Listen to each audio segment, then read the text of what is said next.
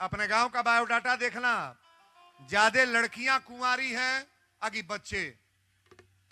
गन लीजिएगा, गांव में 90 गो लड़के अगर कुंवारे होंगे तो यहां 30 गो लड़की जवान होगी शादी करने लायक। लड़कियां कभी कुंवारी नहीं रहती हैं। ऑल इंडिया घूमिएगा, बच्चे कुंवारे होंगे, बहुत बच्चों की शादी नहीं हुई है। 4 बेटे हैं, 4 गो हैं, 6 गो हैं, 2 गो हैं, उनके वहां दोनों की शादी नहीं हुई है। लेकिन ईमानदारी से बोलिए, कोई अपने आंख से नजर से देख रहे हैं कि कोई लड़की कहीं कुंवारी है? पृथ्वी पर कहीं लड़की कुंवारी?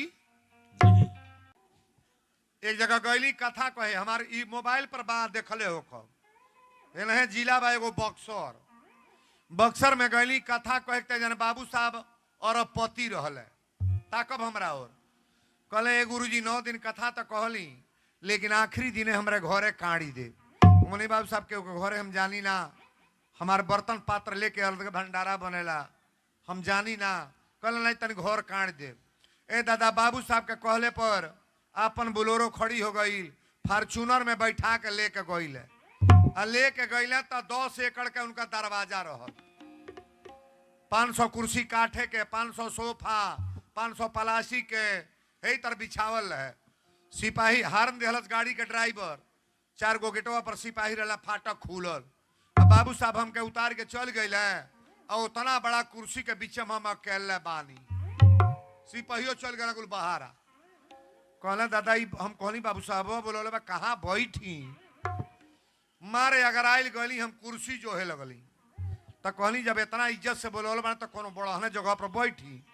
हेतना चाकर हेतत उच्च कुर्सी रहल, सोफा, अरे बैठली तो दहिया धौसी जा, इतना ऊंच रहल है ही तरह। तब मार धधाइल गली, हम बड़के कुर्सिया पर बैठ गई। हम बतिया कहली तो हमारा रोआ खड़ा हो जाला।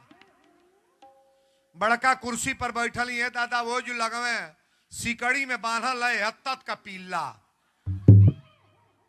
एतत का कपड़ा रहल, हेतवत कपड़ा रहल, अंगुरिया ओकर हमरा है अंगुरिया बान एते ते दांत रहल। जब जबड़वा बावे तो हे ही तरह खुले। कुर्सी पर बैठल बानी, पीला अब हमके पसंद से निहारता, हमऊ ओके निहार तनी, नजर में नजर मिलता, दोनों जने तकली जा। अब 5 मिनट के बाद ये दादा हे ही तरह मुंह बाके आ छरक के बोलते तो बात तड़ाक दे। हम कहनी बुझाता है अजुअल हमरा जिए के लिखलो बा। अब ताकत आने कि बाबू साहब कहाँ गई ले? वो पंडाल में के हुई उनका दुआरे पर बाप बाप सब कुर्सी, सिपाही कुल गेटे के बाहर आ छरक छरक पीला कुर्सी पर चढ़ता है। चाकर सोफा रहे, सपटत सपटत हे तरह हो गई। तनिके जो कगरी नहीं भर तो काट के मुआ दिल रही। आधा घंटा में पानी ओनी लेके अले है बाबू, ठंडा पानी, काजू बादाम और रसमलाई ले कहला, कहला गुरुदेव पानी पी।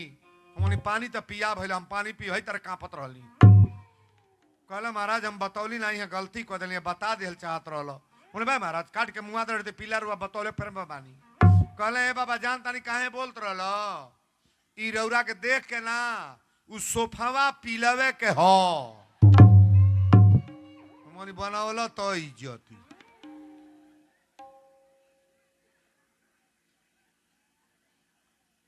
कहला सोफावा पीलवे के हो, हड़ाक दे उतर गईली और उतर के दूसरे कुर्सी पर बैठली।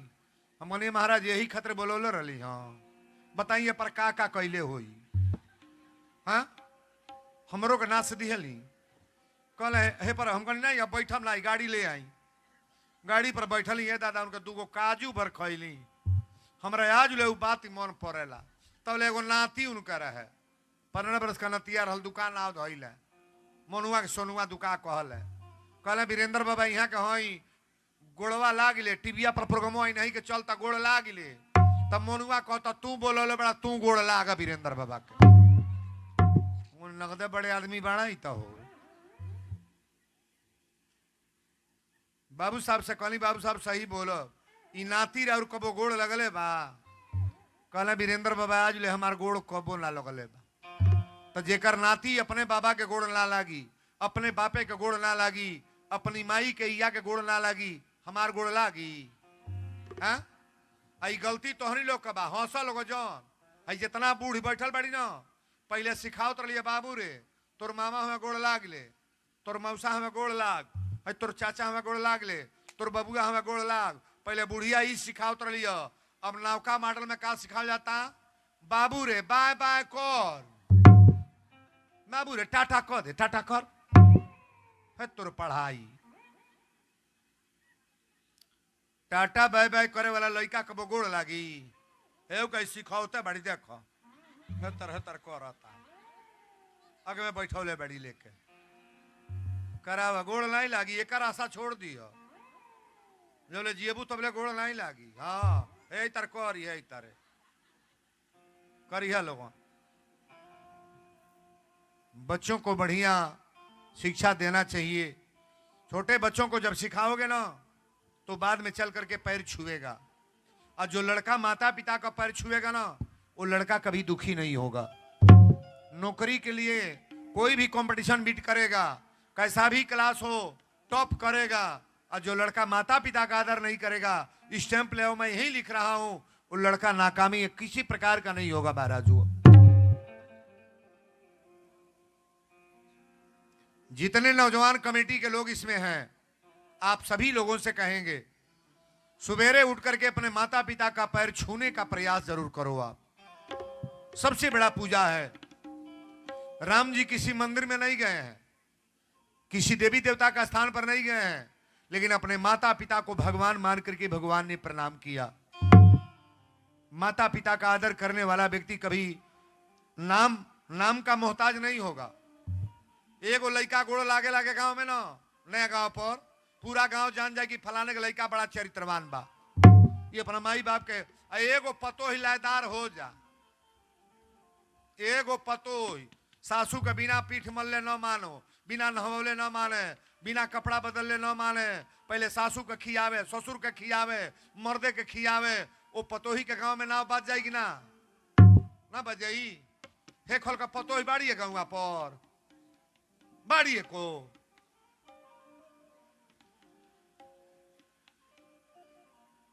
जुटे तो लास्ट ले तो कुछ ना तो 25-30 हजार लोग हो ही जाई। जब यहां से सड़के पर लोग हो जाए तब जाना हमार कथा जमल बा। आज अभी दूसरा दिन है, कल तो मनोरंजने में रह गए। हमार बात केकरा केकरा समझ में आओ तो तने हाथ उठाइए, तो नहीं केकरा नहीं समझ में उठावा ताली बजा बरिया रे।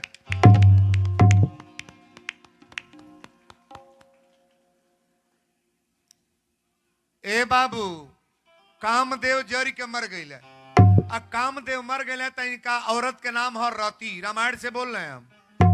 रति गैल बड़ी कहली हे भोलेनाथ, जे करी मांगी में सिंदूर नाई बा वो बेटी के बियाह सिंदूर कराई ले भराई ले, जौने के बेटा ना देले बनी बझनिया के पुत्र दे ले, जौने के गुंगा बनोले बनी ओकर दिमाग तगड़ा बा,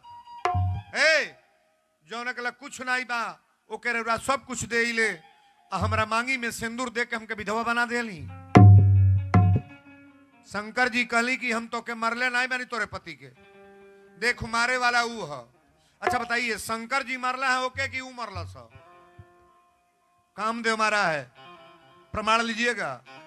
कामदेव भोलेनाथ को मारा है। देवी देवता के तू लोग बेइज्जती कॉल, बदनामी कॉल, कुल कॉल, लेकिन भगवान कभी आपको बदनाम नहीं करेंगे जी ना। नारायण कभी बदनाम नहीं करेंगे।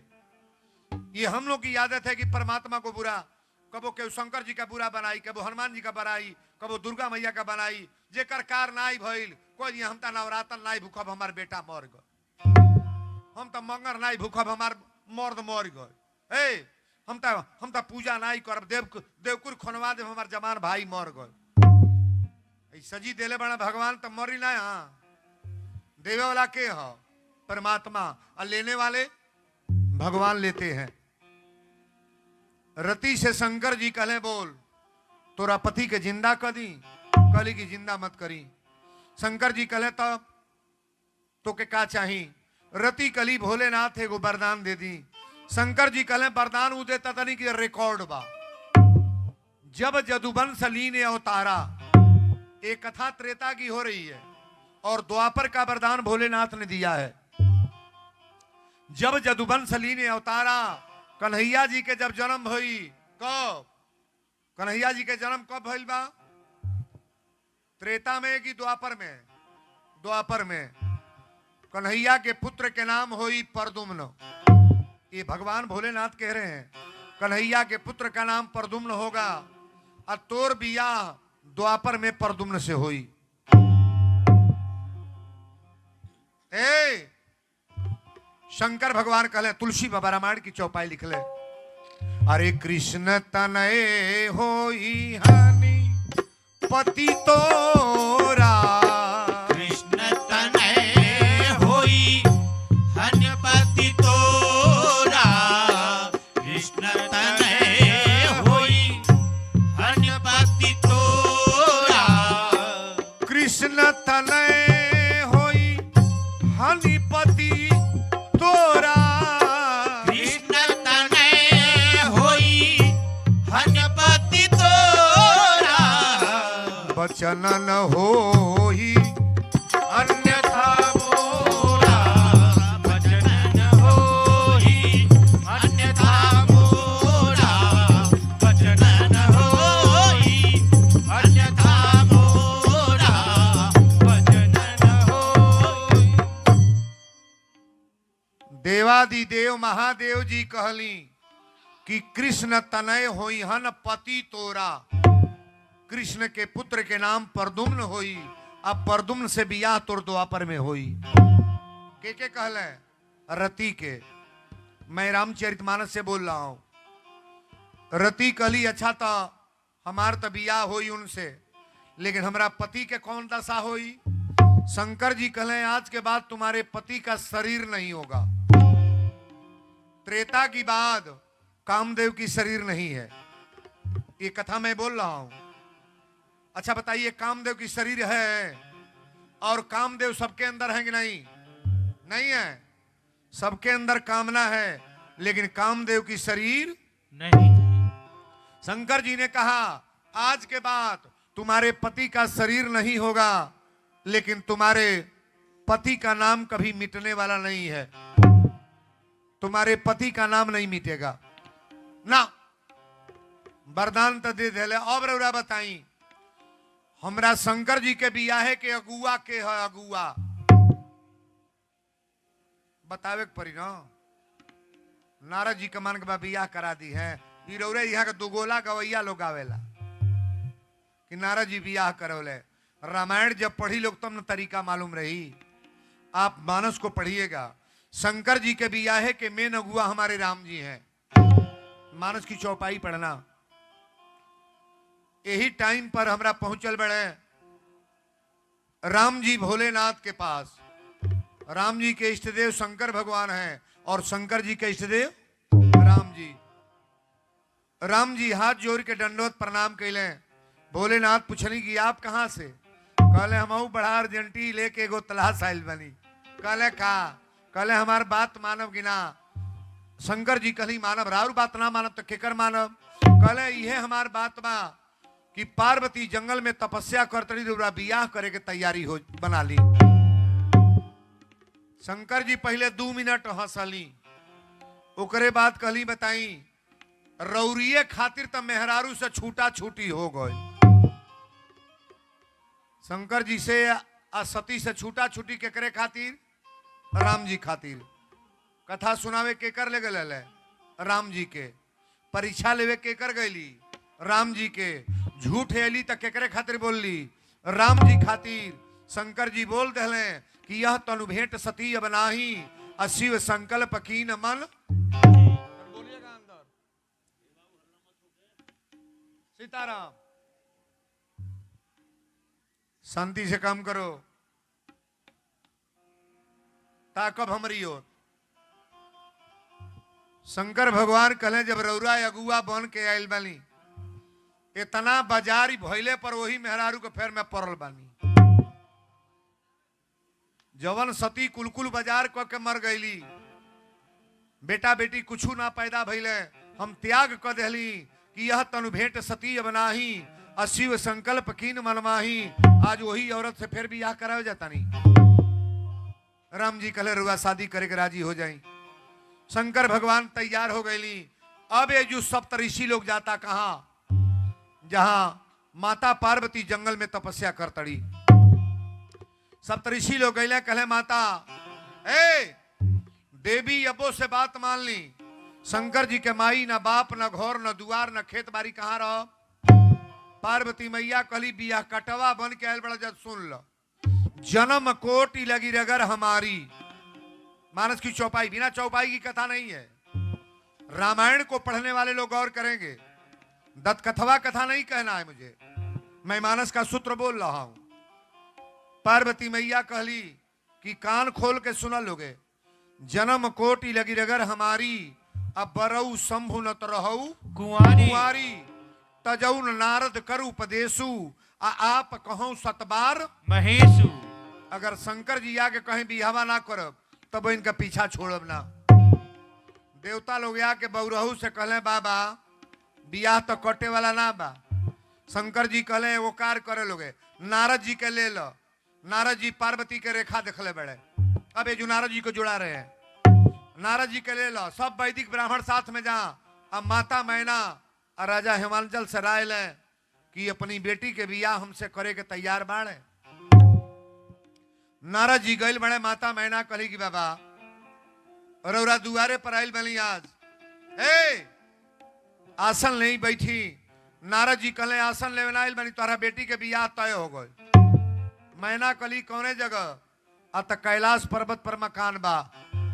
कहली खेत कितना बा? अत 500 एकड़। शंकर जी के कहीं 500 एकड़ खेत बा। ऐसा जी खेत के कर हमरे बाबे के हो। हमनी के जो दिन बानी तो दिन जोता था, फिर तो नहीं का। मैना कहली घर कौन चीज का बा? नारद जी कहले 5 मंजिला मकान, 5 किता बिल्डिंग बा।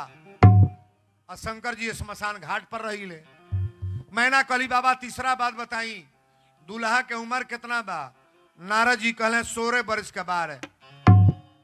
मैना कहली बाबा हमारे भोलेनाथ को लिखा गया है कि कर्पूर गौरम करुणा वतारम संसार सारम भुजगेंद्र हारम सदा बसंतम हृदयारविंदे अभवम भवानी सहितम नमामि। गड़ी के गोला या पान के पत्ता पियरी धोती के ठाकुर व पंडित जी लेके चलल बलो। रामचरितमानस में कहीं तिलक नहीं है, लेकिन शिव पुराण में कुछ मैटर है। गड़ी के गोला पान के पत्ता पियरी धोती लेके चलल बलो। आ कैलाश पर्वत के बगल में स्मशान घाट बा। 100 गोला सिजरता। शंकर जी त्रिशूल डमरू लेके बैठल बड़े। नौआ कल से बाबा तिलक कहाँ चलता? पंडित जी कहले देखू है मरकरी जरता। जो लसिया फूकायल बा ओका मरकरी कहता रे। नौआ कहले बाबा हम तो भागो। पंडित जी कहले तिलक लेके आयल बड़े तो काहे भागबे? न चलबे चुपचाप। नौआ कहले समाऊ के फूके ले आयल बड़ा का? हमाऊ के फूके ले आयल बड़ा। पंडित जी कहले उल्टा सीधा भाषा न बोल, बियाहे में चल तड़े। आजकल तिलक का बारात आओ तो बूढ़ा लोग के गीत गाओ के जगह कहीं मिलता। ढकेल का भूसौला में कल तड़ी सो। 3 गो पार्टी बनेला। छोटकी छोटकी कोठा पर चढ़ जाइ है। आ बूढ़ा लोग अलगे ढकेल बा। आ झुमका टीका वाला लोग के गोली अलगे बा। बोले झिनकी झिनकी गावेली सो कि बर बर बटुला मंगली दिल्ली के कारखाना से। बड़ बड़ बटला मली दिल्ली के कारखाना से। बड़ बड़ बटला मली दिल्ली के कारखाना से। ए बर बर बटुला मंगली दिल्ली के कारखाना से। बड़ बड़ बटला मली दिल्ली के कारखाना से। बड़ बड़ बटला मली दिल्ली के कारखाना से। अगुआ साला पंचर भइल मांगी के जमाना से। अगुआ साला पंचर भइल मांगी के जमाना से। अगुआ साला पंचर भइल मांगी के जमाना से। ई तो नया गांव तुलसिया के छोटकी छोटकी गौली सो जन बैठल बाड़ी से। अब बुढ़िया पार्टी कढ़ल बा कड़ेरे गई हलो माई के बियाह होके जाता। आई माईए के जगी ह सचंडी महाजग है। अब माई के बियाह तन धूमधाम से हो जा।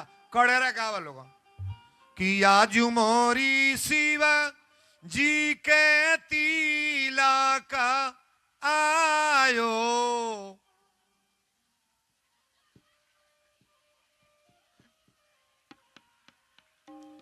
जे गावता हे दुर्गा माई मोरे के बेर ले ओकर आवाज कबो बन न हो। आ जे बाउटी आवता कह दी कहे परी हो आगे गैबू लोग है मेलान हकाइल बा पंडलवा में 1 लाख लोग बैठेला सभे गावेला बोलो गड़गड़ा के कि आजू मोरी शिवा जी के तिलक आयो।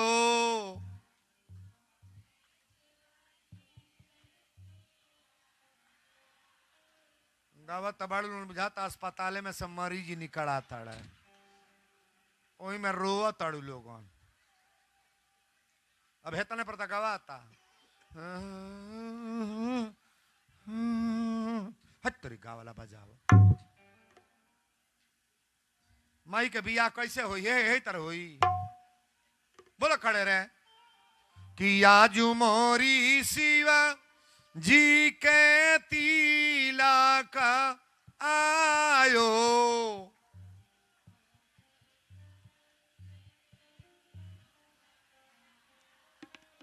इतना पर आप लोग गावत नहीं ना इतना पर हमरे यहाँ संझा पराती गवाला जब सौगन उठ जाला तो 4 गो बूढ़े सरवा में बैठ जाइए आ गावल शुरू आहो आहो संझा गोसाई के ही तुम्हें मान नहीं गवाला ऐसे विपत पर जाला भिन सहारावा कोनो झोटवे खोल के बैठल बा कोनो के साल होने घिरी आता वही तरह बैठ जाई हसो और शुरू कर दी हसो हे भोरा इला भी एमौसीते ही कढ़ाऊ हमारा घूमटा होता हे भोर तन पानिया लेबे मुहवा धोली हे भोर ए चाची तो ही कढ़ावा न एक के गीतिया चौपट को के धो देली सो आ होशियार की है तर गई है हे भोरा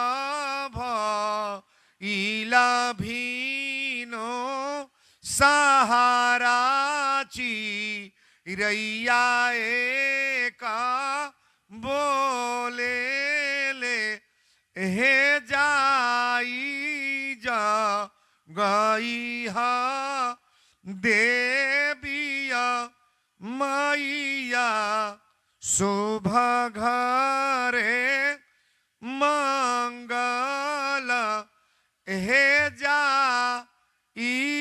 जा गई हा बारम बाबा शुभ ओई में एकला नौरी गाल सो हे बा अढ़े को अवानी देई के नाई हार को अवानी देई के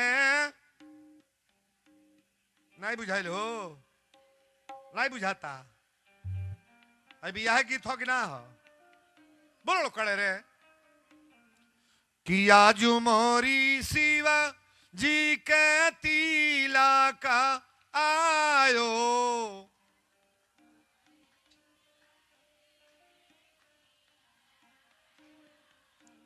हे भगवती माई जे गावता ओकरा बेटा के बियाह नाती के बियाह भतीजा के बियाह जे कुंवार बा ओकरा घरे लोगन डार दो आ जे बाउटी आवता अबे उल्टे बोलो बोल कस के हरे आज मोरी शिवा जी के तिलक आयो।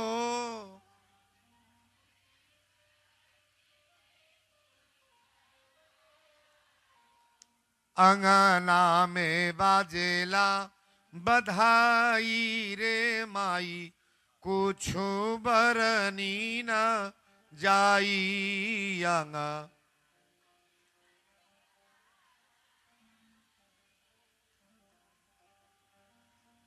अरे तो के अगल बगल में इतना गीत गवली बकर सबसे चौपट लोग है जुबा वही भीतरे गाँव तड़ जो वो जुआ जवर रह जाता। असल में ये गाना अब चलत नहीं बाप ता फिल्मी गाना गाओ ताड़ी सो। अब कहीं हमारा उत्तर प्रदेश में चाहे बिहार में फिल्मी गावाता तिल कहरू को मेरा नमस्कार है, आंगन में तेरा इंतजार है, दिल कहरू को मेरा नमस्कार है, आंगन में तेरा इंतजार है।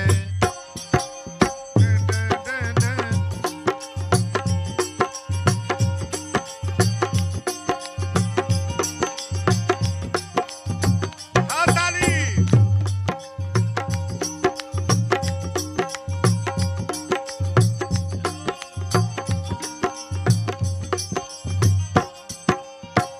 आंगन में कब तक वो आएंगे,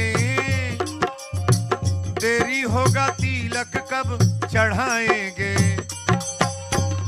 आंगन में कब तक वो आएंगे, देरी होगा तिलक कब चढ़ाएंगे, दुल्हे से उनका बड़ा प्यार है, दुल्हे से उनका बड़ा प्यार है, आंगन में तेरा इंतजार है। बोलो शंकर भगवान की जय। कथा तय बाइल बात तनी हमरा और ताको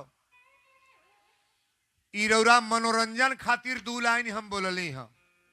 यहाँ जितने विद्वान बैठे हैं एक प्रश्न का उत्तर देंगे के ऐसन दामाद बनल जेकर मौर कब उतरल ना। मौर राम जी के मौर उतर गल कि ना, उतर गया। कन्हैया जी के मौर उतरल कि ना, उतर गई। विष्णु भगवान के मौर उतरल कि ना, उतर गई। लेकिन आप बताओ शंकर जी के मौर कब उतरल बा? फूले पत्ती का मौर ना हो, शंकर जी के मौर बने जाता। ध्यान दे, शिवही शंभुगन करही सिंगारा, आ जटा मुकुट यही मोर सवारा। शंकर जी के जटा रहबे कई, आ यही माने सांप हो। ई दोनों के लपेट के बौरहू का मौर बनल।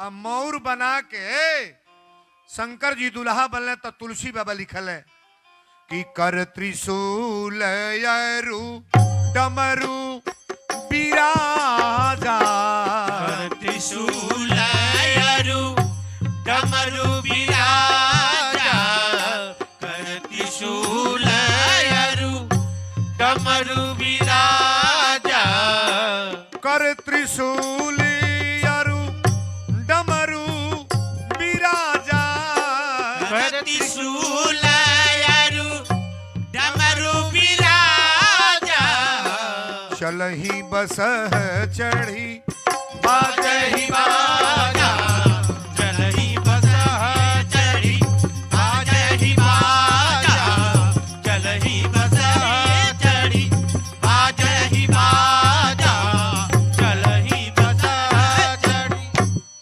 बोल दी शंकर भगवान की जय। चौपाई को पहले ठीक से आप समझ लें। कर त्रिशूल यरु डमरू बिराजा, अचलही बसह चढ़ी बाजही बाजा। कौने सवारी पर दूल्हा बनना है? मारुति में, बोलोरो में। शंकर जी बसहा बैले पर। अच्छा एक बात बताइएगा, शंकर जी के परिवार में जानवर सवारी हैं आकि गाड़ी मोटर या बोलोरो मार्शल? जानवर, पूरे परिवार। शंकर जी के सवारी का हो? बसहा बैल। और शंकर जी की औरत का नाम दुर्गा हो। शंकर जी की अर्धांगिनी का नाम दुर्गा। दुर्गा जी के सवारी का हो? बोला ना, दुर्गा जी के सवारी बाघ। अच्छा तो बाघ या बैल एक लग रहे तो मर्डर होई कि ना? ना होई, ना होई, ना होई। तुरंत शंकर जी के सवारी बैल और दुर्गा जी के सवारी बाघ। बाघ या बैल एक लगे होगा तुरंत खतरा बा। शंकर जी के एगो बेटा बने जेकर नाम गणेश हो। गणेश जी के सवारी, गणेश जी के सवारी चूहा मूस। और शंकर जी के गोटाई में सांप। सांप या मूस एक लग रहे तो एगो मुई की ना? ना मरी, ना मरी हो, ना मरी, मरी। शंकर जी के एगो बेटा बने जेकर नाम कार्तिकेय है। क्या नाम है? कातके, कातके के सवारी मोर। ई माता जी के जगह है और माई के कथा हो रहा बा, प्रेम से सुनो। कातके के सवारी मोर और शंकर जी के गले में सर में सांप। सांप या मोर एक अलग रहते को मरी कि ना मरी। लेकिन आप बताइए, इतना खतराहू सवारी बा, लेकिन भोलेनाथ के दरबार में कभी कभी बवाल हुआ है। बाबा लिख रहे हैं, ए जहां सुमति तहां संपत नाना नाना, और जहां कुमति तहां विपत निधाना। हमारे भोलेनाथ के परिवार में सुमति है महाराज। सुमति जिस परिवार में होगा, उनके परिवार में कभी झगड़ा नहीं, कोई बवाल नहीं, किसी प्रकार का कोई ऑब्जेक्शन नहीं। उस घर में कभी घटोतरी होइबे नहीं करेगा महाराज। सुमत से रहने वाला परिवार बढ़ता है कि नहीं? नहीं बढ़ेगा, नहीं बढ़ी। हमनी घरे तो सजी बटल है बा, है बर्तन धोले खातिर झगड़ा बा, धोइया ना आई हम अकेले माजब, उनाई दुआर भरी हम अकेले, उनाई कपड़ा फीची हम अकेले, हम सब्जी बना दे तनी रोटी उहे बनाई है तोरे बकलोलन के। रातों दिन ही है होता। अब एजू होता कि नहीं, हमारे यहाँ तो होता। हम अपने यहाँ का बोलता नहीं। बिहार हमारा घर है, रहने वाले तो जरूर उत्तर प्रदेश के हैं, लेकिन कोने कोने में कोई सांसद, कोई विधायक, कोई ऐसा व्यक्ति नहीं हो जो मुझे ना जानता हो महाराज। बाबा का नाम ऐसे नहीं है, जानने का प्रयास करो। शंकर जी जब बसहा बैल पर दुल्हा बने ना, तब बोल चलता है आगे पड़े, दुल्हा बैठा था पीछे पड़े। शंकर जी दुल्हा बन के पड़े बैठल है, पीछे पड़े, पीछे पड़े बैठल है। ब्रह्मा जी कहली एगो कार्य करी ने, पहले सवारी बदल दी। शंकर जी कहले काहे बदल दी? रोज घास भुसाई खोले बा, आज रसगुल्ला बर्फी मिले, काहे बदल दी? ब्रह्मा जी कहले है सवारी जाई हेते तो सिंह या बूढ़ बैल ना बदलो। शंकर जी कहले ना। अच्छा बताई, 5 गो बेटा बाड़े, अब बड़का के बियाह तय बा, अब मझिला लड़का विकलांग बा, गोड़े का फालिश मारले बा, तब बड़का भाई के बियाह में मझिला जाई कि ना जाई? भले खींचत जाई है तरह करत ना जाई हो, ना जाई। पहले वही के कपड़ा सियाई। 5 गो बेटा बनेगा, दोनों आंखी के अनहर बा, अनहरा जाई कि ना? मारुति टोट बैठ जाई, कोने में सीट खाली बा, अनहरो जाई। ए बाबू, हमरा कथा के मतलब पहले समझ लो। केहू के बेटा डॉक्टर होके, मास्टर होके, इंजीनियर होके, और तोहार बेटा हर जोता बा, तो इंजीनियरवा डॉक्टरवा बढ़िया बा कि हर जोता बा? ना बोलो। अपन बौरुका निमन बा कि निमन का? ऊ अपने बुझा कि हमारो बेटा इंजीनियर हो। 1 लाख बाउर बा, अपन अपन हो। केहू का मर्द बड़ा बढ़न पोस्ट पर होके, और तोर मर्द हर जोता बा, भैंस खियावता, दुकान चलावता, कुदारी चलावता, ओहू को बूझ कि हमरो मर्द सबसे बड़का अधिकारी बा। गलती बोलता नहीं कहो। ए गांव में केहू का 5 मंजिला होके, और तार झोपड़ी का घर बा, तो 5 मंजिला कौन का में आई? झोपड़िया बुझा कि हमारी 10 मंजिला हो। केहू घरे पूरी पुलाव पनीर मशरूम बनल बा, और तोहरा चटनी बुक के खैले बाड़ू, तो चटनिए बुझा कि हमरा समलाई खाता नहीं। जौन अपने नसीब में बा, तकदीर में बा, जौन तोहरे कामे आ जा, हमार हाथ जोड़ के निवेदन बा, ओकर भरोसा करी हो। गांव में केकर का बा, उसे कोनो मतलब ना। ताली तन बाजार बरिया रहे। कथवा तरुआ के बदल दे, खाली सोनी। बहुत लोग कहले बाबा हमार लड़का तो कोनो लगना है, उनका देखी डॉक्टर हो गए, मास्टर हो गए, मझलू का लड़का भाई हो गए, बड़कू का लड़का हई हो गए। अरे मझलू या छोट चाहे बड़कू कुछ हो जा तो के दी लो। अब तक गवना भैया के देरी बा, 3 गो पतो ही आईली, 3 गो चूल्ही जरता। केहू केहू के पूछे वाला ना बा। जौन साग सतुआ बा वही के बुझा हमार रसगुल्ला हो। अपन बौर के नीक बा। शंकर भगवान के बारात चलता, तुलसी बाबा लिखल है कि जस दुल्लह तस बनी बराता। जस दूल्हा तस बनी बराता। जस दूल्हा तस बनी बराता। जस दुल्लह तस बनी बराता। जस दूल्हा तस बनी बराता। कौतुक विविध होई मधुजाता। कौतुक विविध होई मधुजाता। कौतुक विविध होई मधुजाता। कौतुक विविध। बोल दी सच्चे दरबार की। पढ़लो लिखल बड़ा जरूरी बात नहीं हमारे और तकी हो। एगो लड़की शहर के रहे वाली रहे शहर के आ ओकरा देहात में बियाह भइल रहे। तो देहात में बियाह भइल है तो देहात वाला दुल्हवा कबो ससुररिया जाना।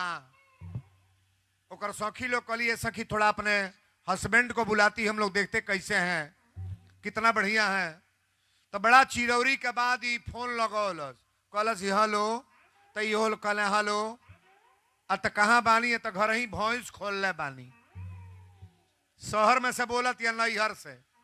तो कहली कि तनी आई ना तनी लोग देखल चाहता रौरा के। तो कहले भैंसी से फुर्सत रही तब ना आई बिहने आई।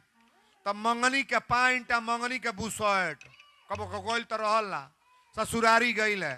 दुल्हनिया पूड़ी पुलाव खूब मशरूम बनावलस पापड़ छानलस सजी आइटम बनावलस ई कुर्सी मेज लगौलस।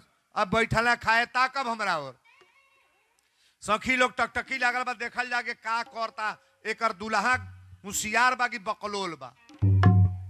अभी पहले दिहलस पूड़ी सब्जी तब पूड़ी जब पौला तो कबो गोल तर नहीं रहला। शहर के मार्केट के बाद दूसर होला। पूड़ी उठावे एगो आ दू कतरी तरकारी उठा के एक के बार मुँहे में डार ले। एकर सखी कुल भीतरे हंस तड़ी सो कहली सो दादा ई कैसन बारे पढ़ले नहीं बा का। अब तो बोलोले रहे देखे के आ जब एगो पूड़ी दू कतरी तरकारी डार के डारे मुँहे में तब मौगी छनौटा लेके हे तरह पीटलस तई तकल दू अरिया ओरिया कलस अरे मला छौहे करे अइला ह ये करे अइला ह। एगो पूड़ी एक बेर में खाता ल एक पुड़िया 1/2 दू टुका क के खाए मला छौ हमरा बेइज्जती होता। जब कहलस कि एगो पुड़िया 2 टुका क के खा तो इनका ई बुझाइल कहत या कि दू पूड़ी का खाए कहो खाता रह। मर्दो जब बुझी तब ना मेहरारू बुझाई। सुना तानी बतिया ना मौगी कल से कहो पूड़ी खा तर एगो पुड़िया 1/2 दू टुका क के खा हमार बेइज्जती होता कुल हंस तड़ी सो। तो ई बुझले बुझाता मेहरारू हमार कहती भूखाई लड़ बड़ा का कहो खा तर दू पूड़ी खा। अब 2 गो पूड़ी धर तरकारी धो के बार मुँह में हुर ले अब मुँह घूमबे ना करे। फिर पलटा लेके आ दुआरी पर पिटलस कलस पगला गल बड़ा हमार करम फूट गए तो गलू करम फूट गल तो सब बियाह हो गई। हे तरह कपड़ा पर हथवा दिहलस तो इनका ई बुझाइल ई कहतिया हमरा नैहर के पूड़ी पूजनीय ह खाते बढ़ते तरह का है पूड़ी ले ला तरकारी धर पहले कपारे पर छुआव तब मुँह में डार। अब यह कार शुरू कैल उहे छनौटा पलौटा फेंक के कहल चलब तारे साथ में तारे घरे चलब हमार तो नाक कटवाइए दिहल। मेहरारू सिखावत या मर्द मान ले तबो कल्याण बा आ ना मानत तब तक खतरे बा। एगो मर्द डरन अपने मेहरारू के ले ना जा पढ़ल लिखल नहीं रहे मौगी से कहल देख नौकरी करी ले बैंक के मैनेजर हई तो के ले चलब जरूर लेकिन एगो काम करी है केहू पूछे तो हिंदी में बोली है सुन केहू पूछे कौन है तो बता दिए कि मेरे हस्बैंड है ये हस्बैंड बता देना। रिहर्सल कैलस एक दिन बैंके पर गई मालिक गए ड्यूटी करे लगल आ ये कुर्सी पर बैठल बा तो 4 गो महिला आईली कहली बहन जी ये कौन है मैनेजर साहब तो कहलस कि मेरे सर्वेंट है ये। अब कुर्सी पर बैठ के कलम चलावा था फिर पूछली सो कौन है, तो कहलस मेरे सर्वेंट हैं। कॉलम छोड़ के आई, कहलस बाइक पर बैठ, और रास्ता में ले आकर 50 डंडा मारलस। कहलस कि मैं तुम्हारा नौकर हूं। सर्वेंट मीन्स नौकर, हस्बैंड भी आदमी होता है, मालिक होता है ना। इन लड़कियों से निवेदन करेंगे, क्वालिफाइड बनने के चक्कर में रहो आप, पढ़ लिख करके शादी के लिए मत पढ़ो। कोई बेटियां जितनी बैठी हैं, शादी के लिए मत पढ़ो। अगर पढ़ना है तो नौकरी के लिए पढ़ो कि मैं नौकरी बिट करूंगी, नौकरी निकालने के बाद मेरी शादी होगी। भरे काली हो गोरी हो, तारीफ जा भर यार, काली हो गोरी हो, अगर नौकरी हो जाएगा, 1000 बेटहा वाले आपके चक्कर में पड़ेंगे कि मेरे वहां शादी कर दो। और एक बात और सुनो, बहुत लोग कहला कि वीरेंद्र बाबा हमारा 10 गो 9 गो बेटी बाड़ी। वीरेंद्र बाबा व्यास गद्दी से बोल रहे हैं, हर जगह बोलते हैं। 8 गो बेटी हो जा तो घबराइया ना, 7 गो बेटी हो जा घबराइया ना, 10 गो बेटी पैदा हो जा घबराइया ना। तो लड़की के माई बाप मर जाए तब ओकर बियाह हो जाई। मामा करी है, मौसा करी है, काका करी है, गांव के लोग चंदा लगा के कह दी। और 10 गो बेटा पैदा कर बियाह हो जाई, 4 जना रणुआ घूमी लो होई बियाह।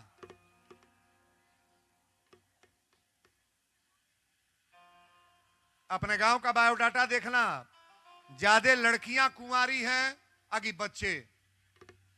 गन लीजिएगा, गांव में 90 गो लड़के अगर कुंवारे होंगे तो यहां 30 गो लड़की जवान होगी शादी करने लायक।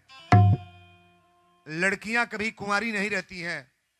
ऑल इंडिया घूमिएगा, बच्चे कुंवारे होंगे, बहुत बच्चों की शादी नहीं हुई है। 4 बेटे हैं, 4 गो हैं, 6 गो हैं, 2 गो हैं, उनके वहां दोनों की शादी नहीं हुई है। लेकिन ईमानदारी से बोलिए, कोई अपने आंख से नजर से देख रहे हैं कि कोई लड़की कहीं कुंवारी है? पृथ्वी पर कहीं लड़की कुंवारी? और निवेदन करेंगे, अच्छा आज कथा केकरा केकरा बढ़िया लगा तो तनी हाथ उठाए, तन ताली बजाए बढ़िया रे। बीचवा में तनी 1 मिनट ब्रेक ले लिए, जोड़ने का प्रयास करेंगे।